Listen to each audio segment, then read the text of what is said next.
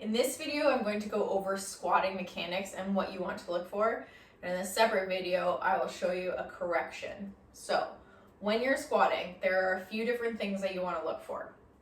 So the first thing is I like to see your feet about hip width apart.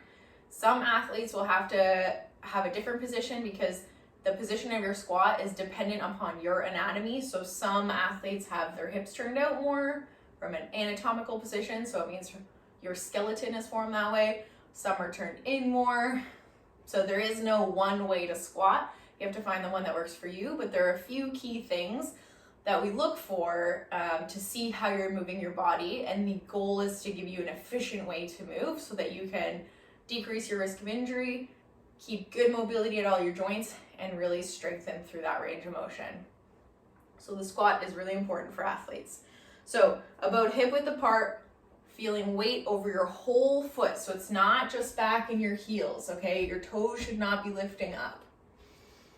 And then you're gonna squat down. And so I'm looking for our knees tracking over the middle of the foot. So if they're coming in, that's an issue.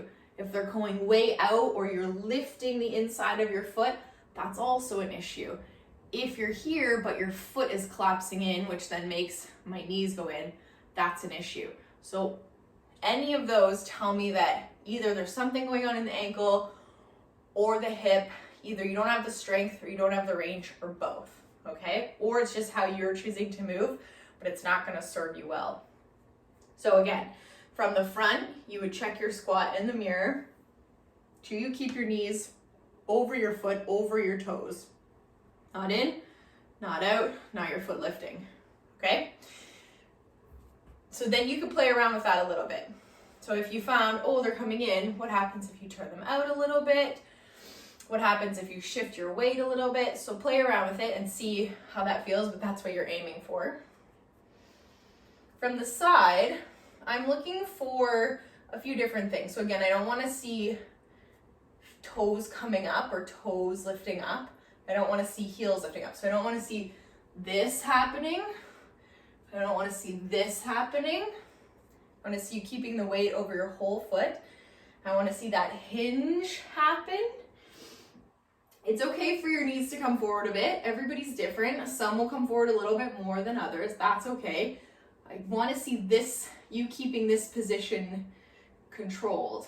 So that's what I look for.